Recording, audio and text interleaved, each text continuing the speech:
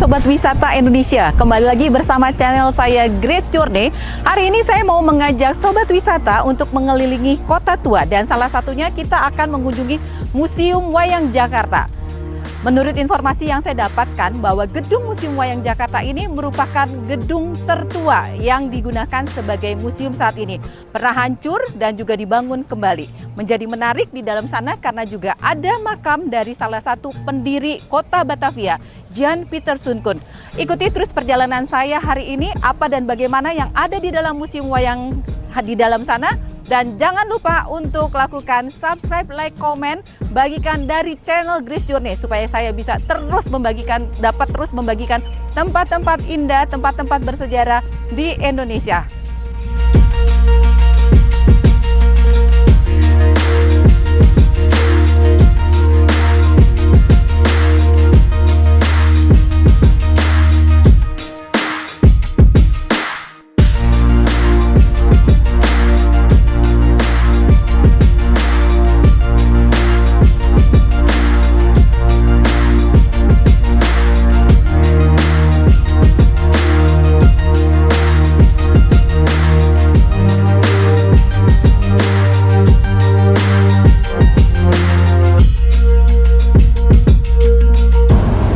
Sobat Wisata Indonesia, sebelum saya mengajak Sobat Wisata untuk melihat lebih jauh koleksi-koleksi dari Museum Wayang.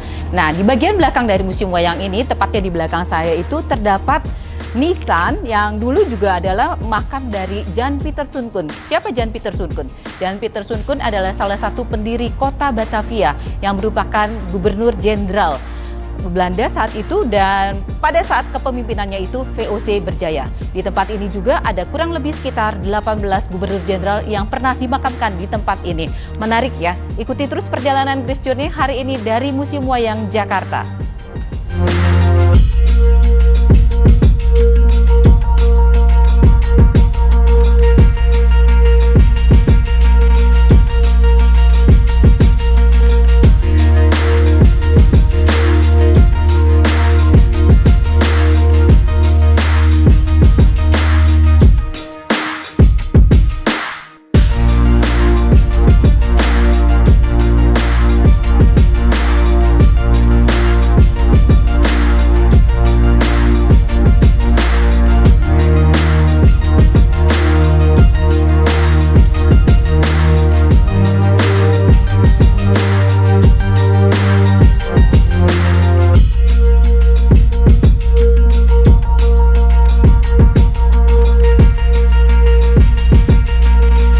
Sobat Wisata Indonesia, perjalanan menyusuri melihat koleksi-koleksi dari Museum Wayang Jakarta akan dimulai dari lantai ini, dan saya juga akan ditemani oleh pemandu dari Museum Wayang Jakarta, yaitu Mas Irfan. Terima kasih Mas Irfan sudah mau menemani perjalanan saya. Mas Irfan, saya mau tanya nih yang pertama nih, koleksi yang ada di Museum Wayang ini sekitar 6 ribuan ya? Ya, koleksi yang ada di Museum Wayang saat ini ada kurang lebih 6.800 koleksi. Ada 6.800 koleksi, bukan cuma saja dari Indonesia ya? Ya, betul. Tapi dari mancanegara?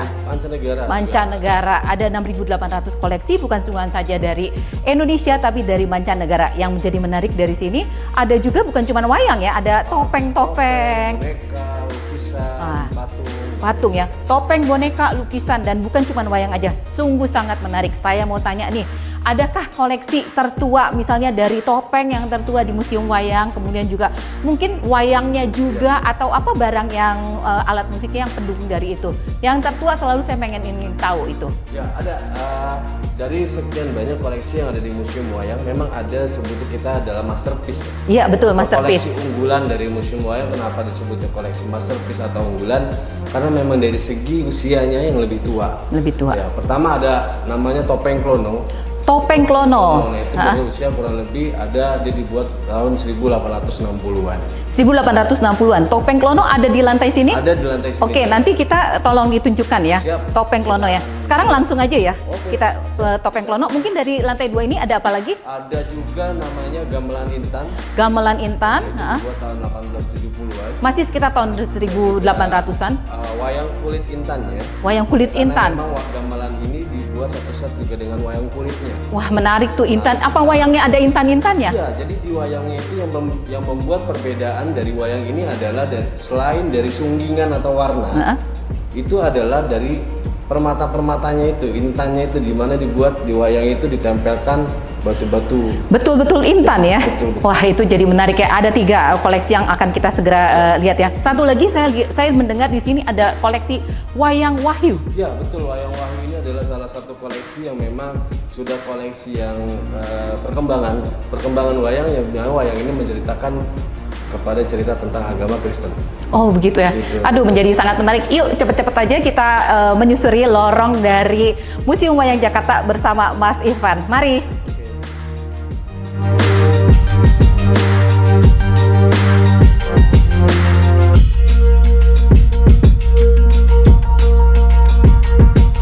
Nah, Bu Grace, sekarang kita sudah ada di depan salah satu koleksi yang memang tadi kita bilang koleksi tertua di Museum Wayang. Topeng Klono. Topeng Klono. Oh, ini dia ya barangnya ya. Ini sobat wisata, ini Topeng Klono. Surakarta ini ya. Dari Surakarta. Memang Topeng Klono ini digunakan oleh para kerajaan-kerajaan pada zaman dulu. Oleh kerajaan Surakarta untuk para abdi dalam ya, seperti itu memang dipergunakan untuk tari topeng. Dibuat kurang lebih tahun 1860. Untuk tari topeng ya, penggunaannya untuk tari topeng ya gitu ya. Jadi ini penampakannya ya, Ya, ini 1860 ya. Luar biasa ya, usianya udah panjang banget tuh ya gitu ya. Sobat wisata, nikmati Topeng Klono dari Surakarta.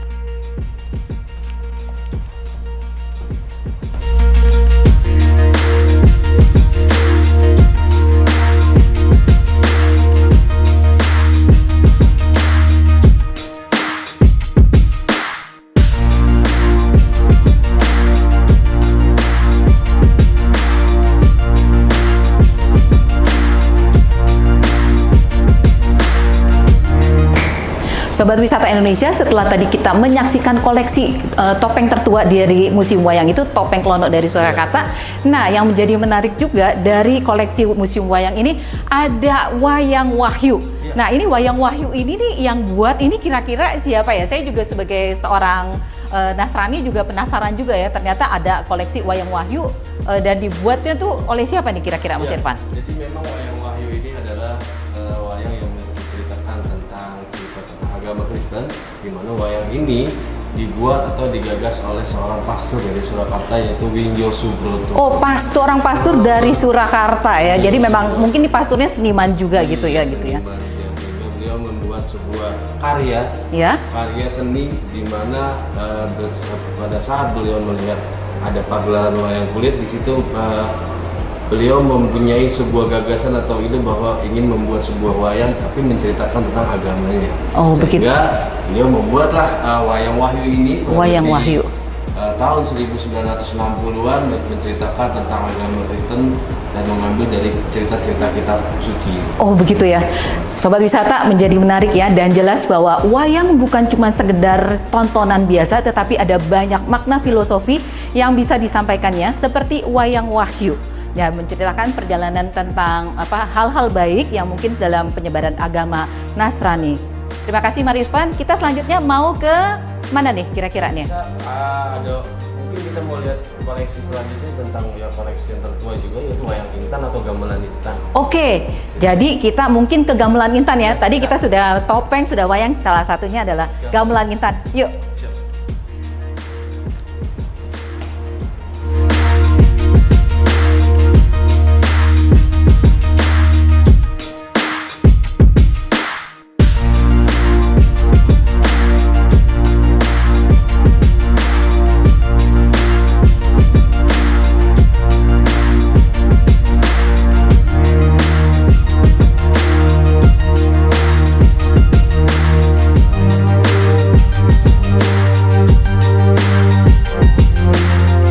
Gamelan Kiai Intan. Sobat Wisata Indonesia, masih dari Museum Wayang Jakarta. Saat ini saya sudah berada di depan dari Gamelan Kiai Intan.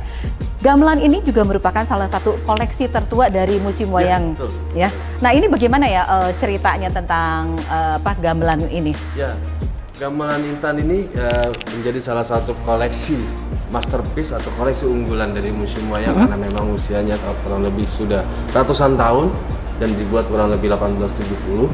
Dan Gamelan Intan ini memang dibuat satu set dengan wayangnya, yaitu wayang intannya. Nah, wayang intan tuh terkenal sekali ya. Terkenal sekali. Gitu ya. Nah, ini pasangannya. Ini pasangannya, yaitu gamelannya. Iya. Gitu. Nah, ini yang buat siapa ini? Nah, ini adalah salah pemerakarsanya itu adalah keturunan Tionghoa, namanya Baba Polim. Nah, tapi yang membuat adalah Ki Guno.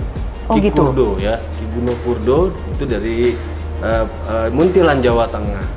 Nah, tapi pemerakarsanya adalah Baba Polim dari Muntilan Jawa Tengah. Jadi pemerakarsa dari gamelan Kiai Intan ini adalah Baba Polim dari Keturunan Tionghoa. seorang Tionghoa dari Jawa Muntilan, tetapi pembuatannya oleh Ki Guno Kurdo. Ki Guno Kurdo ya. Jadi ini adalah gamelan. Guno Kerti. Ini Ki Guno Kerti Widodo. Oh ya, revisi.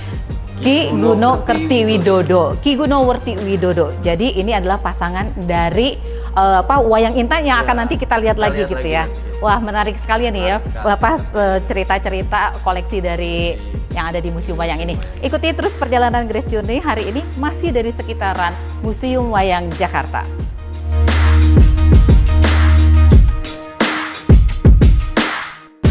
Mas Irfan, ya. Selain wayang golek, wayang kulit, saya tuh pernah membaca ya kalau dalam perkembangannya itu wayang saat ini tuh ada jenis wayang, boleh dibilang tuh wayang mainan ya. Ada nggak koleksinya? Ada dong, pastinya. Ada ya? Nah, bisa ini tunjukin? nih, Oh, pas banget ada di depan kita. tuh. Waduh, coba-coba kita lihat. Lah, tuh kan bener kan? Wayang mainan, wayang suket, wayang bambu, wayang kardus. Nah, ini ceritanya gimana? Tolong jelasin Jadi dong. sebenarnya gini, memang dari sebutannya ini namanya wayang kreasi atau wayang perkembangan, di mana jenis-jenis wayang itu nggak hanya dibuat dari kulit ataupun kayu, tapi juga dibuat bisa dari bahan-bahan lain. Contohnya ini wayang mainan. Nah, tapi ini jenisnya ada wayang suket, Ibu. Wayang suket. Wayang suket. Suket itu rumput. Rumput, oh Wayang rumput. dari rumput. Jadi ada wayang sukut, wayang yang dibuat dari rumput. Wayang Juga bambu, ada wayang bambu, jadi wayang anyaman bambu. anyaman bambu. Nah, Kemudian ada juga wayang kardus, wayang yang dibuat dari kardus, tapi memang di sini diwakili oleh salah satu jenisnya namanya wayang suket atau rumput. jadi menarik sekali ya. Untuk wayang itu bukan cuma dari kulit saja, tapi juga pada perkembangannya juga Iya, sebenarnya bisa dari dari bambu gitu ya, tuh ya. Juga Menarik ya. kardus, Oh, wayang iya seng, ada kardus dan seng. banyak lagi. Wah, semakin menarik ya kunjungan kita di Museum Wayang Jakarta aja. Tetap ikuti terus perjalanan Grace Journey hari ini bersama tour guide dari Museum Wayang kita, Mas Irfan.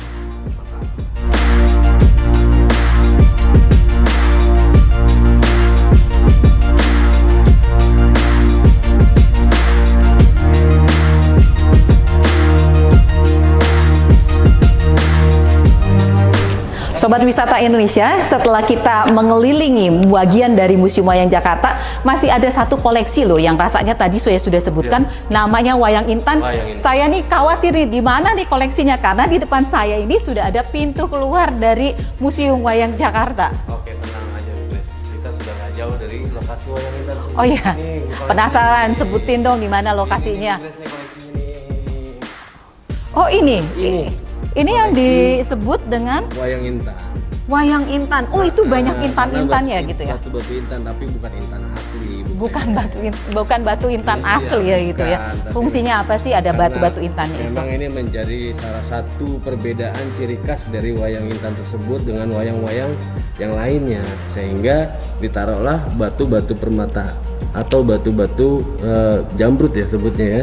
Batu jamrut ya gitu ya, jadi gitu ya. banyaknya jadi sehingga menjadi sebuah perbedaan Gitu ya. dari wayang-wayang lain. Nah ini saya lihat ada dua ya? Mm-mm. Ada dua. Sebenarnya ada berapa sih koleksi wayang intan yang dimiliki oleh Museum Wayang Jakarta?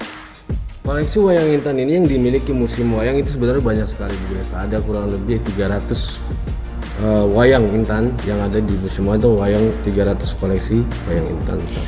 Jadi Sobat Wisata Indonesia, Museum Wayang Jakarta ini mempunyai koleksi sekitar 300 wayang intan. dan itu menjadi satu kesatuan tahun pembuatannya ya, dengan yang tadi kita dilihat di atas itu gamelan intan. Jadi tahunnya tetap sama di tahun sekitar 1800-an ya. 1870. Luar biasa banget koleksi-koleksi yang ada di Museum Wayang ini. Nah, ringankan kaki sobat wisata untuk bisa sampai ke tempat ini karena ada banyak koleksi-koleksi yang jarang sekali kita temui di Museum Wayang ini.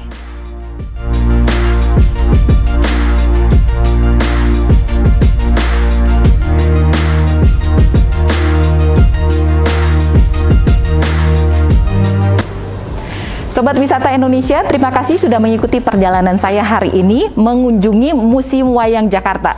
Dan pada kesempatan kali ini menjadi sangat luar biasa karena saya sudah didampingin oleh Kepala Satuan Pelayanan dari Museum Wayang Jakarta, yaitu Bapak Sumardi. Nah, dengar-dengar Pak Sumardi ini juga berprofesi sebagai dalang ya Pak ya? Luar biasa ya profesinya. Nah, sekarang ini saya mau diajak apa nih Pak? Sudah berada di tempat yang menurut saya juga ini kayaknya mau untuk pertunjukan wayang ya Pak ya? Bagaimana Pak? Ini saya buka sebentar supaya jelas ya ngomongnya. Oke, izinkan sobat wisata, izinkan kami untuk membuka. Intinya Museum Wayang ini sebenarnya begini, ketika sebelum pandemi, sebenarnya selain kita memamerkan koleksi yang statis, kita juga memberikan dinamisnya. Artinya ada pertunjukannya. Oh, ada pertunjukan sebelum pandemi itu ya? Iya, sebelum pandemi tahun 2019 ke sana lah itu. Jadi penonton atau pengunjung itu selain melihat statisnya, mereka juga bisa menikmati dinamisnya. Tetapi tertentu dinamisnya itu pada hari Minggu. Oh, pada jam hari 10 sampai jam 2 siang. Setiap hari Minggu itu, ya, Pak? Itu bergantian, baik wayang golek, wayang kulit, wayang orang, dan juga wayang-wayang kreasi lainnya gitu. Oh gitu ya. Di tempat ini juga. Di tempat ini juga ya. Ya. Nah, kalau untuk pada kesempatan ini saya akan dipertunjukkan oleh Bapak nih sebagai dalang nih, peran apa nih, wayangnya wayang apa nih Pak? Ya, coba bisa. Contoh simpel saja nanti ya, karena ini tidak ada performance dan tidak ada pengiringnya juga, adanya hanya perangkat pendukung saja. Oke, gitu. iya. Nanti kita berikan contoh lah seperti apa sih pertunjukan gitu ya. Ya. Gitu ya. Itu Bu Grace. Kurang lebih ya. Oke, Sobat Wisata Indonesia, ikuti terus perjalanan saya. Kita akan segera duduk di sana untuk bisa melihat bagaimana cara memainkan sebuah wayang. Ikuti terus perjalanan saya hari ini. Baik, Sobat Chris Journey dimanapun Anda berada, yang saya hormati, dan juga Ibu Chris. Terima kasih Pak. Ini kita sudah berada di panggung pergelaran wayang kulit ya. Karena ini tidak pertunjukan yang sebenarnya, sehingga tidak ada gedebong pisangnya. Oh gitu Pak. Tapi nggak apa-apa, nanti akan kita berikan ilustrasinya. Jadi ini semuanya adalah perangkat pendukung pergelaran, termasuk alat musik gamelan juga. Namun sebelum kami lanjutkan, agar pemirsa juga mengetahui apa sih makna arti yang ada di dalam ini semua. Ini sebenarnya bukan sekedar untuk perangkat pergelaran, tetapi ada makna filosofi yang terkandung di dalam kehidupan. Nah itu bagus tuh Pak, filosofi ya, itu ya Pak ya. Sebelumnya kita tampilkan, ini adalah sebuah kotak untuk menyimpan wayang. Ini kalau dibilang sebuah peti ya. Jadi hidup dan matinya wayang itu tergantung dalang. Ya, menghidupkan dan mematikan wayang adalah dalang. Jadi ketika wayang ini dibuka, peti dibuka, wayang dimainkan, berarti ini ada kehidupan. Ketika wayang sudah selesai pergelaran, kita masukkan ke dalam peti lagi, berarti sudah tidak ada kehidupan, artinya sudah mati. Ini berarti anggaplah ini sebagai peti mati atau kuburan. Itu filosofinya ya? Ya. Okay. Jadi dalanglah sebagai penghidup dan mematikan sebuah pertunjukan. Nah, kemudian di sini ada layar putih yang terbentang. Ini sebenarnya penggambaran dunia, alam yang ada ini. Di sana ada pojok-pojok, ini adalah sebuah kiblat. Ada kiblat utara, selatan, timur maupun barat. Nah, kemudian ini ada penerangan lampu. Kalau dulu disebutnya lampu belencong, tapi sekarang lampu belencongnya sudah diganti dengan lampu lighting ya biasa. Ini sebagai filosofi penggambaran sinar dunia atau matahari. Bisa bulan, bisa matahari, ya tergantung situasi dan kondisi dan kebutuhan. Kemudian di atas itu ada telisir yang leki-leki itu, namanya telisir. Telisir namanya ya. Itu sebagai filosofi simbol dari awan atau mega. Awan atau mega yang ada di atas. Kemudian ini ada hitam, ini sebagai simbol palemahan atau bumi yang kita injak. Kemudian di sini sebenarnya ada bentangan gedebong, ya gedebong untuk nancepin wayang. Gedebong itu di sini ada dua saf, tinggi dan rendah. Nah, Ini adalah fungsinya untuk menempatkan strata kehidupan atau udonegoro atau sopan santun. Mana yang harus duduk di tinggi, mana yang harus duduk di posisi rendah. Ini adalah tata krama kehidupan saja. Itu kira-kira seperti itu. Ini adalah filosofi dalam kehidupan. Kemudian sebenarnya di sisi kanan dan kiri ada bentangan wayang yang di baris di simping. Itu hanya menunjukkan kelompok saja, karena di dalam dunia wayang itu hanya menceritakan dua kehidupan, dua permasalahan, yaitu permasalahan kebaikan dan keburukan. Gitu. Itu hanya filosofi simbolnya saja. Karena apa? Yang ada di kelompok kanan itu bukan berarti baik semua. Pasti ada unsur yang buruk-buruk. Yang di kiri juga begitu. Bukan berarti buruk semua, tetapi ada unsur yang baik. Ini artinya apa? Di dalam kehidupan itu sebaik-baiknya orang baik pasti punya unsur keburukan, dan seburuk-buruknya orang buruk pasti punya unsur kebaikan. Ini fakta dan nyata di alam kehidupan kita. Ini suka nggak suka, memang kenyataannya seperti itu. Kemudian perangkat pendukung lain adalah ini cempala yang suka dipakai dalang ketika memainkan wayang, suka mendodok nih. Wah, saya baru tahu nih Ya. Pak. Jadi suaranya dihasilkan dari dalam Ya. seperti itu ya Pak? Ini adalah simbol dari detak jantung manusia. Jadi ketika ada pergelaran itu ada kehidupan. Selama ada kehidupan berarti masih ada detak jantung kehidupan manusia. Ya. Kalau pergelaran sudah selesai dikukut, ini juga sudah tidak berfungsi lagi, tidak ada kehidupan lagi. Nah kemudian kecrek ini adalah simbol semangat kehidupan manusia. Jadi selain ada detak jantung kehidupan, ada semangat dalam kehidupan. Di dalam apapun juga untuk melaksanakan tugas sehari-hari pasti ada semangat. Bayangkan apabila pergerakan semalam suntuk tidak ada kecrek, tidak ada semangat, gitu ya. Bayangkan apabila pergerakan semalam suntuk tidak ada kecrek atau cempolok gedok ya, tidak ada detak jantung, pasti nggak akan hidup pergerakan tersebut. Kira-kira seperti itu singkatnya. Wah, Sobat Wisata Indonesia, ternyata dari sebuah pagelaran wayang itu sebelum dimainkan saja, tapi ornamen-ornamen yang dibutuhkan itu sudah mengandung banyak filosofi ya Pak ya. Aduh, saya beruntung sekali ya bisa bertemu Bapak nih, langsung dijelaskan, akhirnya bisa tahu juga bahwa ternyata wayang bukan cuma sekedar permainan aja, tapi bisa banyak filosofi yang kita ambil. Oke Pak, terima kasih. Selanjutnya kita mau ngapain lagi nih Nah, Pak? sekarang kita kasihkan Langsung contoh ya, saja lah. langsung ya contohnya. Antara perbuatan yang baik dan buruk pasti akan ada hasilnya. Mana yang menang dan mana yang kalah. Ini gunungan ini sebagai simbol alam juga, alam sekitar. Karena di dalam gunungan itu juga ada beberapa ornamen atau contoh-contoh seperti ada pohon, ada hewan, kemudian ada rumah, ada juga sebuah air atau kolam. Jadi ini adalah sebagai simbol alam sekitar ini juga gitu. Dan gunungan ini fungsinya macam-macam, bisa menjadi api ketika di belakang ini, ya. Ini bisa juga menjadi simbol sebuah kerajaan, bisa juga menjadi simbol pohon, bisa juga menjadi simbol batu, bisa juga menjadi simbol air, tergantung sesuai dengan keperluannya, ya. Bisa juga menjadi simbol angin ketika pas lagi berjalan, angin ataupun awan yang pas di atas, itu ya, sesuai dengan kebutuhan saja. Ini adalah performa ketika sang dalang menampilkan suatu pertunjukan dalam pertunjukan wayang kulit. Kira-kira itu untuk fungsi gunungan, dan fungsi utamanya adalah ketika permulaan dipakai atau mulai pergelaran, ini adalah sebagai pembuka pergelaran. Selalu ya Pak ya, sebagai pembuka ya gunungan ini. Dan pembukaan ini adalah sekarang macam-macam kreativitas sang dalang itu. Bisa gunungannya itu 4, ya. Bisa gunungannya itu 4 atau 8 sesuai dengan kemampuan sang dalang. Ada suara betul-betul begitu ya. Nah, betul-betul begitu. Kemudian ini ya, itu tergantung kemampuan sang dalang saja. Dan ini juga tidak terlalu disalahkan, karena perkembangan kreativitas sang dalang itu selalu berkembang. Ini kita berikan aja contoh, ini dari sisi kanan ini adalah selami orang yang menunjukkan seluruh perbuatan yang baik. Sisi kanan perbuatan baik. Ya, betul. Ini adalah Raden Gatotkaca Raja Pringgondani, anak dari Sang Bima. Ini yang disinyalir bisa terbang, kalau orang-orang mengatakan seperti superhero ya. Oh. Anaknya Raden Gatot Koco ya? Bima. Bima. Ya. Inilah Bimanya.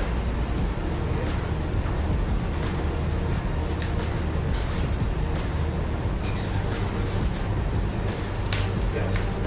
Kira-kira seperti itu. Kemudian kita ambilkan dari sisi kiri, disinyalir selalu perbuatan yang kurang baik atau perbuatan yang tidak terpuji. Ini adalah Aswatomo, anak pendeta Tunduna, tapi dia membela Gunawan.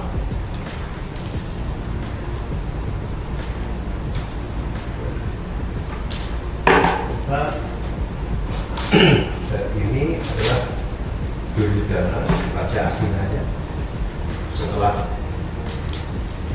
bangsaanya diserah-serah, raja Astinanya Duryodhana.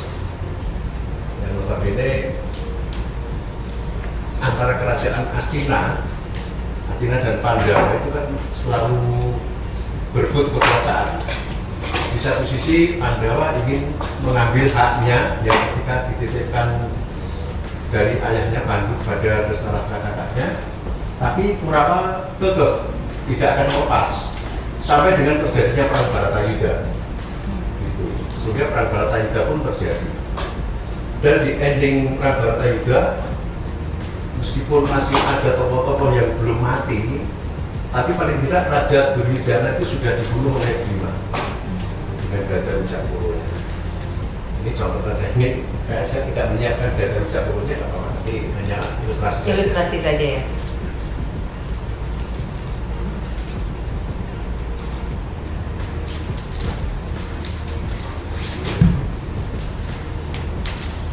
Dan dalam perang Bharatayuddha ini, Duryodhana dapat dikalahkan oleh Bima ya, dengan dipukul gada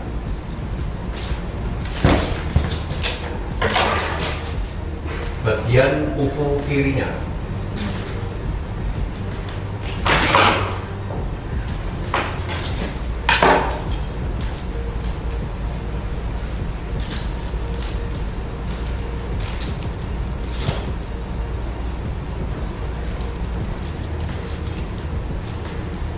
Jadi pas sudah main gada, dua-duanya main gada, yang Bima main gada Wicakura-nya, ini biasanya terlena, sang Duryodhana terlena, kemudian kuku kiri, paha bagian kiri terkena pukulan gada Wicakura dan tewaslah Duryodhana. Kira-kira itu sekilas gambaran fighting atau peperangan antara Bima dengan Duryodhana. Pada dasarnya dalam perang Bharatayuddha itu juga banyak. Apa itu pertempuran yang terjadi seperti Gatot gugur, ya. Terus kemudian Karno tanding.